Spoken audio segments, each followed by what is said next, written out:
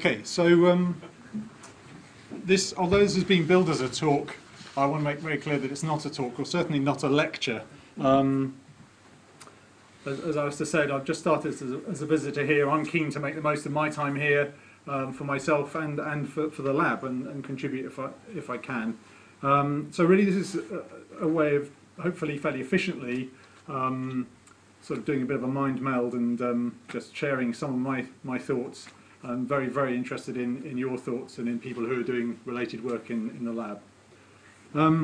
So the title is billed as Humans Don't Scale, and I'll touch on that theme several times.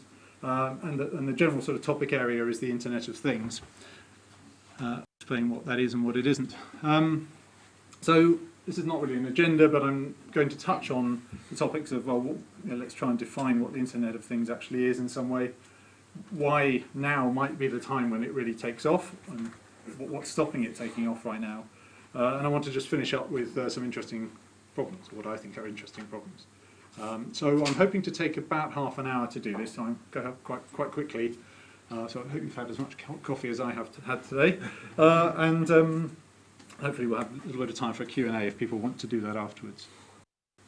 So just to introduce myself a little bit, as Alistair said, I'm a computer engineer originally. I've done chip-level design, software design, and over the last 15 years I've started 3 companies, the most recent of which is AlertMe. AlertMe is a platform for the connected home. So we have things in the home which might measure temperature or energy. We have a gateway which connects those things through broadband to the cloud. We have services in the cloud. And then a number of user interfaces on that, like smartphone apps and web and so on. So from a consumer perspective, what that means is that you can now see what's going on in your home from any time, anywhere. You can control it, and you can even automate it. So you can set up simple rules, if you like, to manage your home and achieve objectives like saving you energy, keeping you safe, and so on. So we hear the term smart a lot, and obviously computers are being embedded everywhere, and they're now the cheapest way to do lots of things. But I think it's quite clear that something can't be smart unless it's also connected.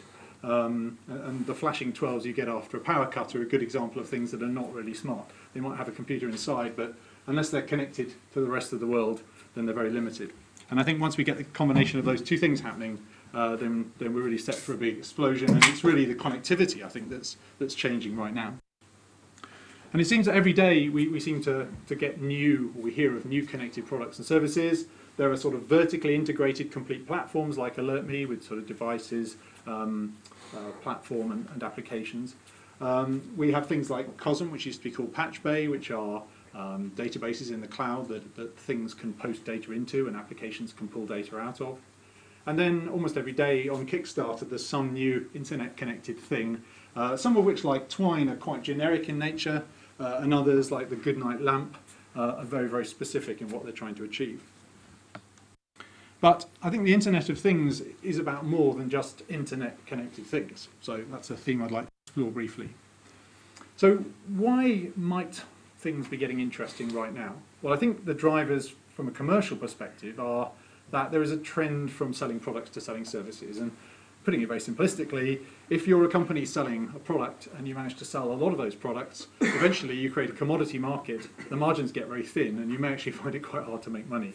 So there's a sort of trend towards a service relationship where you're, instead of making the customer pay the upfront cost, you can sell something as a service. It's very cheap for the customer to get in. You've got an ongoing relationship with your customer, so you can continue to learn what they need from how they're using the service and what they're asking you for, and you can keep delivering them new things, so you can just keep making money from them. Connecting products obviously gives you potentially a much better user interface. So a smartphone is a much better quality display and touch interface than you could ever afford to put on your washing machine or your heating controller or whatever. And having connected your product, you can now obviously use that interface from anywhere in the world, almost as a side effect. But it also means that the company whose product it is can do diagnostics, code upgrades, all sorts of other stuff because it's connected. So those are reasons, sort of commercial drivers. the barriers that were there from a technology point of view that were stopping people do this are falling away. The availability of internet connectivity now, wherever a product finds itself, it's usually not far from the internet now. And the costs of connecting products are now really getting quite low. And to put, so to add the hardware and software necessary to make something sort of TCP/IP enabled or whatever, and to put a number on that, ARM sells into 3 sectors: mobile, which they now dominate, server, where they're trying to give Intel a good kicking, and embedded. And I think the numbers are right that in 2006 ARM sold about 1 billion licenses into, in 2011 ARM sold about 1 billion licenses into the embedded space, and in 2012 it sold about 1.7 billion. So it's grown 70% in a year in the embedded space, because all these products are getting, they need the power, they need the connectivity, and the cost of an ARM core is now getting so low that you would just naturally choose ARM. So that's quite an interesting number. So those are some reasons why now might be the time. Here are some reasons why now might not be the time. You know, why has the Internet of Things not already happened? Well, I think the primary reason is that everyone's trying to solve their own problems. So they're trying to create sort of vertically oriented one-to-one type products, and they're often products that have, or solutions that have a thing at one end, which might be your smart washing machine or whatever, and a human at the other. And because humans don't scale, there's kind of a limit to how much attention a human can give to all these things. So I think those are intrinsically limited in terms of their ultimate potential. If you look at all the players who are connecting their products up, like AlertMe, they're building complete architecture, so they're doing a lot of heavy lifting across the whole sort of software stack to deliver their thing, which obviously requires a lot of investment. And there are a lot of different standards at the sort of PHY layer, the API layer, and so on. So it's quite unlikely that these different vertical silos will talk to each other. And therefore, if you want to add third-party products to your service, then engineers generally have to get involved to make the PHYs compatible or make the APIs compatible or whatever. And so if you have 1,000 integrated services or 1,000 vertically integrated services out there and you want to make them interoperable, then you've got 1 million bits of connecting code you need to write, and that's obviously not really feasible. So at the moment, there's still far too much kind of manual software engineering involved in making these things work together, and you know, humans don't scale, so that's not a good way forward. So, sort of reiterating some of that in pictures and going a little bit further, imagine we have a thing. This could be, you know, washing machine, heating controller, temperature sensor, whatever you like. And we want to maybe deliver this to the user over some sort of UI, which might be a smartphone. And these days, sort of doing it via the internet, doing it via the cloud, is perhaps the easiest way of doing it. Somehow the thing can get to the internet, somehow the user interface can get to the internet, and the internet kind of just acts as a nice sort of universal adapter. That means we don't have to worry so much about physical standards. And having done, obviously, then add, you know, more things and more user interfaces quite easily. What we do by doing that, of course, is define an API. And having done that, we can then, you know, other people can write to those standards, and we can now add third-party UIs, third-party services, and third-party things, if people are prepared to write to our API. And if you look at the kind of architecture diagram for most of the services that are around today, they all kind of look more or less like this. And there are a couple of problems with this picture, I think. One is that they all have the cloud or the service right at the center. And the problem with that is it doesn't really scale for 3 reasons. Firstly, from a technology point of view, as you get more things and more interfaces, everything's going through this, and you have some technical challenges of scaling, which are solvable, but they require work. So, you know, how many bytes are you trying to push through this thing? From a people point of view, if engineers are having to get involved in putting these new things on the service or connecting these UIs, then we have a sort of people scaling problem.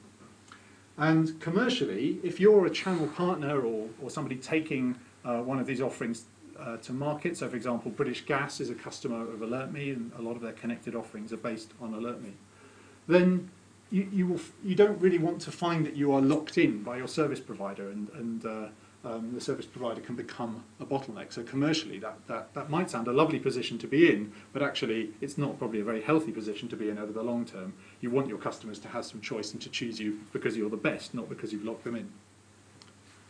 The other problem with this picture is that typically there are two kinds of API in the service. Up at the top there might be a sort of modern REST API or whatever, sort of web API. But down the bottom there's often it's usually a proprietary API which has been designed for the limited needs of the things. You know, their embedded devices may be very bandwidth constrained or code constrained or energy constrained. And so often these APIs are different from each other, and they're different from everyone else's APIs. So I'd like to sort of focus on the API a bit. Nice if instead of there being two APIs, there was only one API, and if everyone used the same API. So now, you know, if all our things, all our services, all our user interfaces all used the same API, as Toby Jaffe, who's here today, is fond of saying, we often think a lot about what's in the boxes when we're drawing architectural diagrams, all the technologies we can use and so on, but actually perhaps we should be focusing more on how they're connected. And it's the connections between things that matter more than what's actually in the things themselves. So imagine we had somehow done this. We could still build these vertical infrastructures. It would just happen that it was the same API at the top and bottom.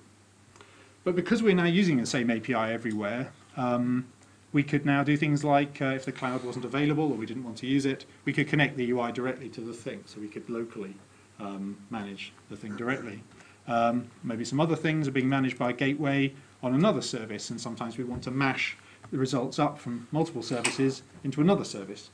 And so we see that underneath a service here, there might be a thing, or, in the case of the top service, there might be another service. And so what this has done, really, is to say that there isn't really any difference, that these distinctions between user interfaces and services and things are really rather artificial. What we've got here is they're all just things. We can end up with a very sort of homogeneous world and potentially end up with very large graphs of objects all connected together with all sorts of data being mashed up and nobody at the center. So if we just think about how APIs work at the moment, how they're used, and how we might move towards a world where we sort of have universal interoperability in the Internet of Things, there are a couple of problems. One is that different people use different ways of representing data. So if I've got some data I want to share it with you, I might use JSON, I might use XML. And there are different API paradigms. So there are things like, you know, REST trees that you can sort of enumerate your way down. There are pub-sub type APIs where you have a broker and you register interest in a particular topic, and then other people can publish data, and if it matches then you get sent the data. And I'm very interested in the sort of pub-sub world. It's not really the way the web works at the moment, but more and more services seem to be going that way because it's very efficient and it avoids polling. But there are a lot of different choices of technologies, open technologies, cloud-based services for this kind of thing.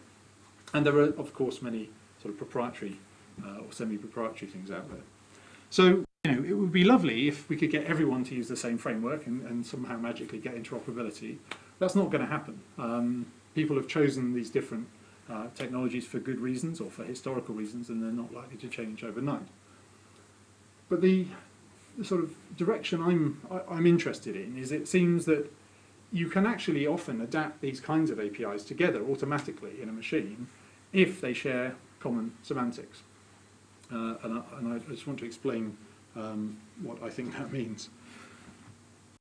So this OSI models are extremely outdated now and look almost laughably simplistic. But you know, up at the application level or application layer, in terms of semantics, you know, if you've got an application that is interested in managing water and an application that's interested in managing light levels, it's quite unlikely that those applications are going to share much semantically. So you know, there's not really much value in those two being able to talk to each other, and they're unlikely to share much. But underneath, immediately underneath the application, I think those things do share a lot. They have a lot of needs in common, and therefore maybe we can find some common solutions to them. I'm using lots of long words here, which I don't entirely claim to understand myself, but you you know, if we're trying to find some commonality between all of these use cases and all of these services, one way we could go about it is to try and create an ontology or a taxonomy, a complete a complete description of everything anyone might ever want to do. And that's kind of the approach that the semantic web has taken, as far as I understand it, which is to define a complete sort of tree of possibilities and find a place for everything.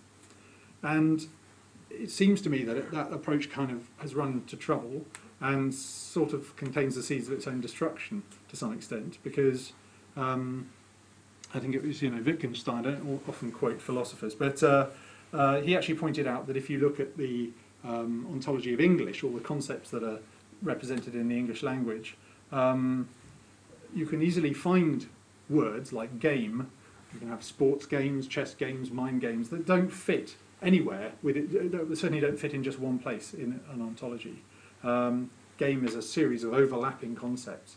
So that kind of superset approach of trying to map all the things you might ever want to do with a thing seems to be rather sort of doomed to failure in some ways. And a counter example, or a counter approach that I think is very interesting is the Friend of a Friend project, which actually is part, and I think came out of some of the semantic web work, which was to say, if you have a social graph application, Facebook, Twitter, Google Circles or whatever, if you want to share data between those services, you need a common way of doing it. So rather than think of all the things that those services want to do, what if we just think about the absolute minimum that's necessary to represent the node on a social graph?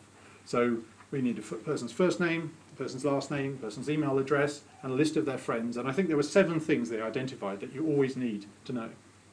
And so they said, well, let's always call first name, let's always call last name, last name. Really simple stuff. And by doing that, lots of people have adopted this as the standard. And of course, you can build on top of that and add all your special features and so on. But it focuses on the problem that's common to everyone. So maybe with the Internet of Things, we could look at all the different applications and find the problems they all have in common. Look at all the different FIs and see the things they have in common. Now, they all have concepts. They all share certain concepts. So what are these concepts? So what are the common problems that might lead to an idea of what the common semantics are? So when people are looking at building Internet of Things type applications, they always focus on the data. It's quite natural to. Actually, I think the data is the least of the problems in most of these systems.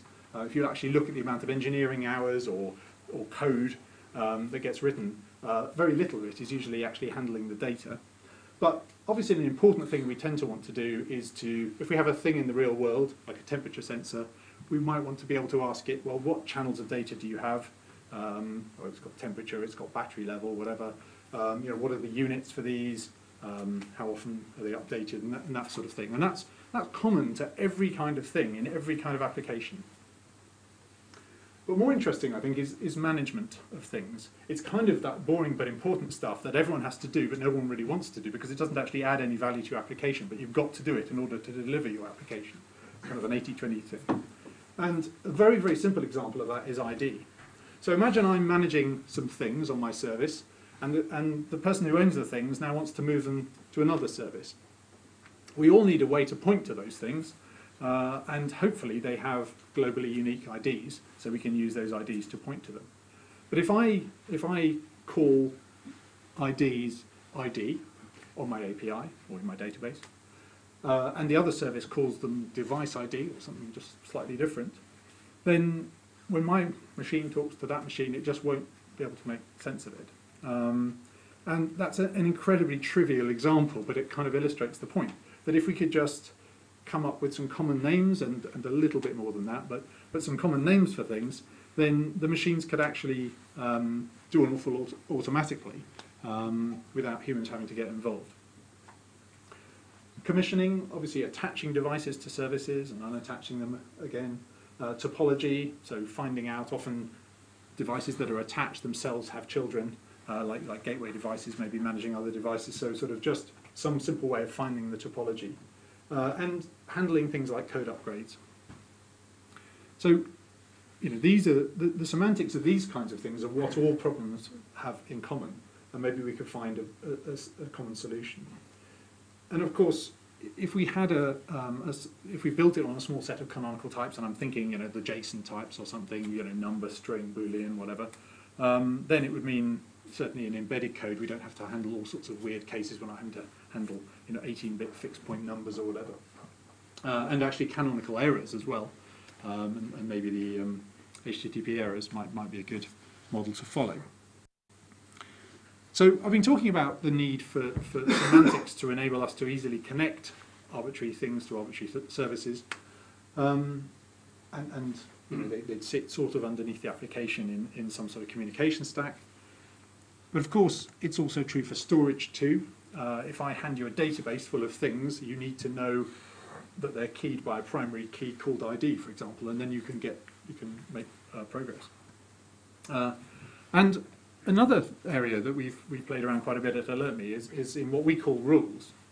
So if you go as a customer, you go to your AlertMe account and you say, I would like the temperature in my house to be turned down when the house is unoccupied.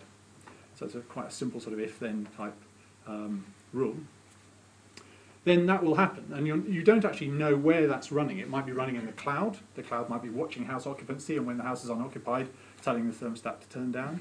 It might be happening in the gateway, doing it locally in the home, or it might even be doing it in the thermostat, if the thermostat's clever enough to do that. And I think what AlertMe has got right is that it's not visible to the customer where that stuff's running. What AlertMe hasn't got right is that as an engineer is writing atoms of rules, so new causes and new effects, if you like, that can be put into the rules world, the engineer makes a hard decision about where those run. And that decision might not be correct. So, for example, if you have a house that's connected via fibre, so a reliable connection, then running things in the cloud is really quite attractive. But if you have unreliable broadband connection, you probably want to run a lot of things in the home. So using the same common semantics in rules descriptions would allow us to come up with, you know, there's no shortage of languages that we can represent rules in, but if we could use common semantics for things like device ID, then we could represent, often these rules are just, you know, one line of code. We could represent them in a way that's generic enough that we could easily run them anywhere.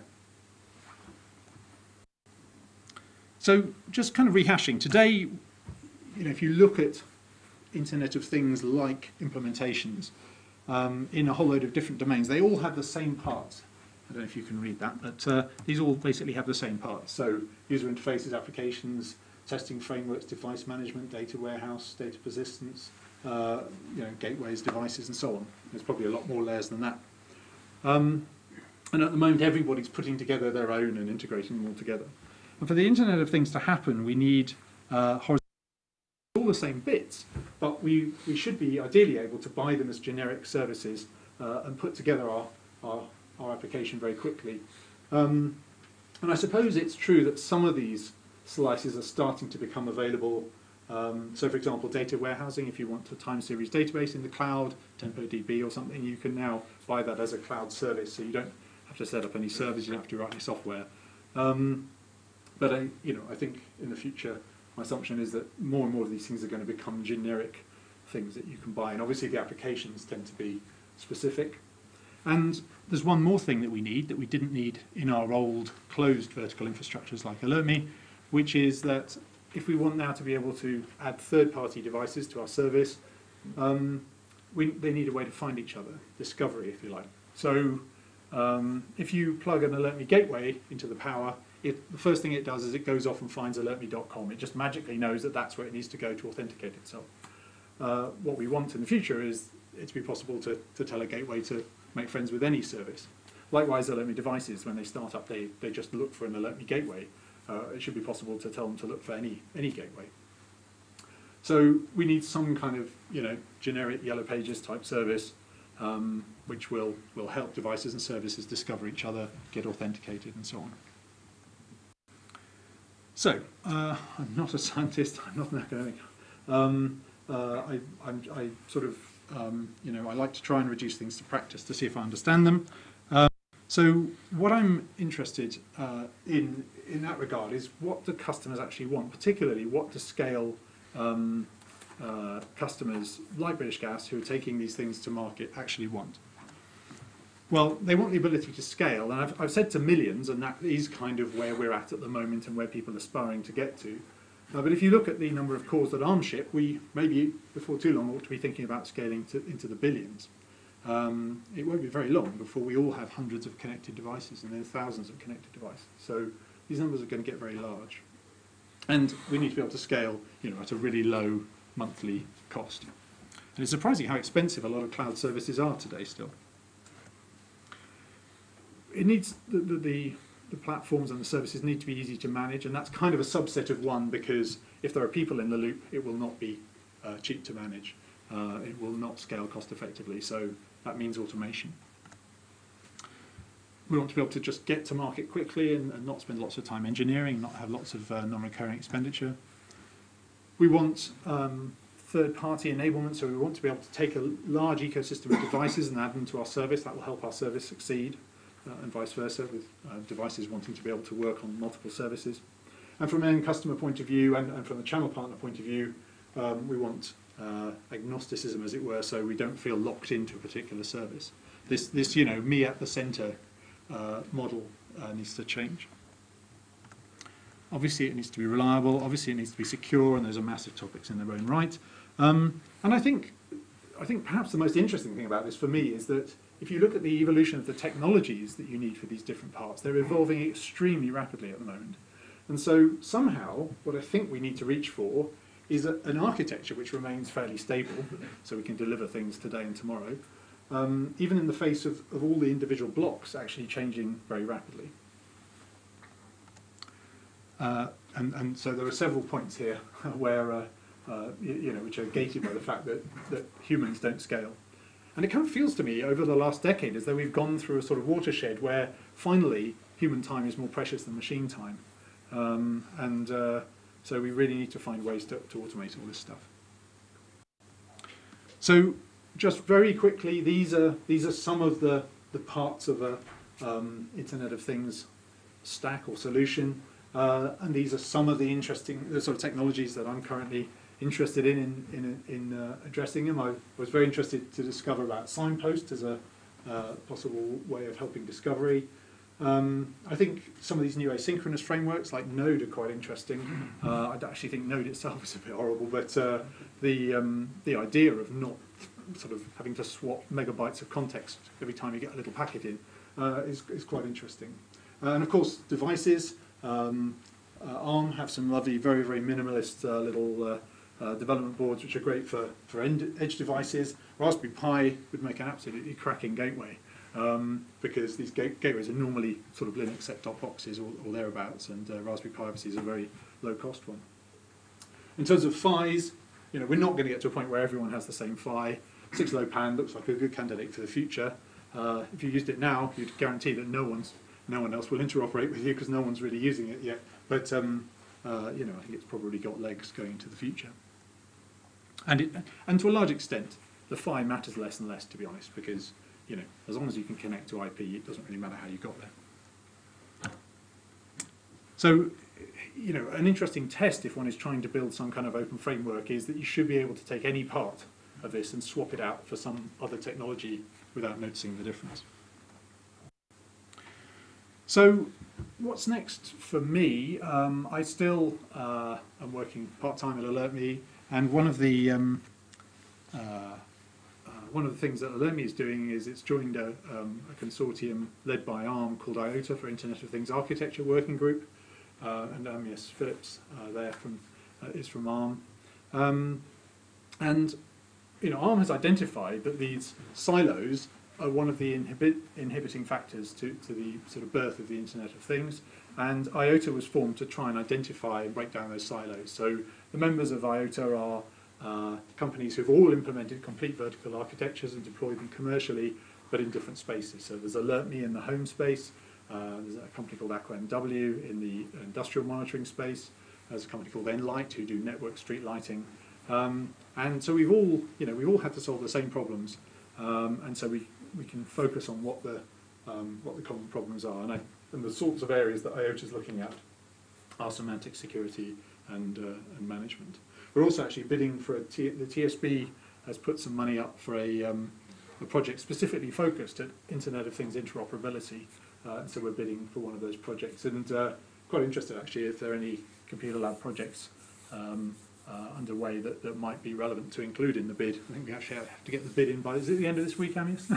So time is quite short, but if there is anything that people think is particularly relevant. Finally, I'm nearly done, but I just thought it might be useful to sort of summarise some areas that I think are quite sort of interesting relating to the Internet of Things. And we had an interesting get-together last summer of companies involved in the Internet of Things. And Ian Leslie actually commented at the end of that most of the problems that people had identified are not unique to the Internet of Things. So if you look at how does the web scale and how do other services scale, you could say, well, the Internet of Things is nothing special. But I think the way in which Internet of Things is different is that of sheer scale. You know, the sheer number of devices and the necessity for everything to be automated, because right now we each have a few connected devices, a smartphone, maybe a connected TV, some computers and so on. We can sort of manage that. We can, when they don't work, we can make them work again. We can type in WPA codes and all that sort of stuff. But by the time we've got tens, hundreds, thousands of connected devices, it simply won't be feasible to do that because humans don't scale. So, automation, machines are going to have to look out for themselves. And that, I think, does change the answers to some of these questions. So semantics I've just talked about a little bit, and I've been surprised at how few existing frameworks I've been able to find that we can ride on the back of. And I've got to believe there are more frameworks out there that I don't know about that we can copy or adopt. Scaling, well, it's a massive topic, but one thing I'm having fun with at the moment is these supposedly infinitely elastic cloud services. If you just you build a little client, build a little server, and then let them beat the crap out of each other for a bit, they should scale up infinitely, shouldn't they? And they don't, of course. They usually fall apart quite quickly for some reason or another, and it's quite fun to do with different services and just see how they break.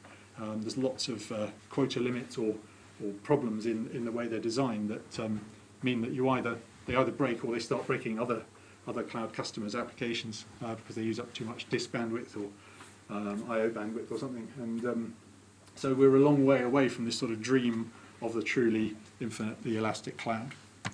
Debugging is a topic that might sound rather boring, but is actually really important. So these services like AlertMe are often woven together out of maybe 10 or 15 different servers when all's said and done. And if you press a button at one end and something fails to happen at the other end, finding why that didn't work can be really quite hard, because especially if a human has to go digging through logs. And so ways of sort of tying together all the events, because these are big data systems. You may have sort of millions of transactions per second. You may have billions of things in your databases, and so it's a real needle in a haystack problem. So ways of helping humans assemble all the knowledge together when they're trying to debug them is quite important. The general topic of getting data to the right place is interesting in the context of backing up and resilience, but also just in terms of scaling. And it kind of feels to me like we're sort of, this problem is often solved today by a particular solution from a particular database technology. It'll have a particular solution to resilience.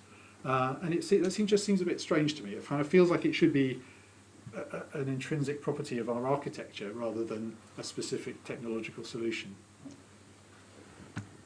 I've talked about the idea of rules that can move around. It'd be really nice to be able to write rules and just push them out into the fabric and let them find where they should run and make stuff happen without having to sort of hardwire them.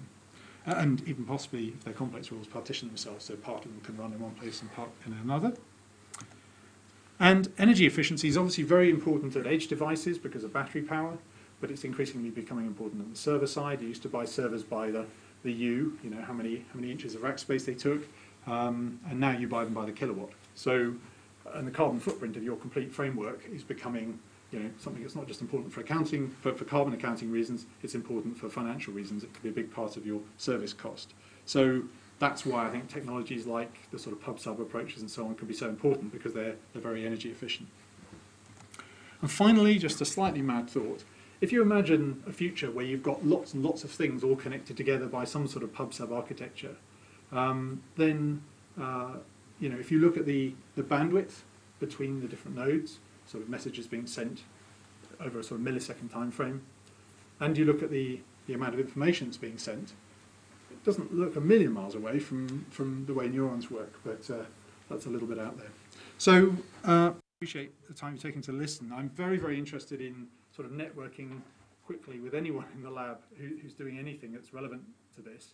And I appreciate your time for listening. Thank you very much indeed.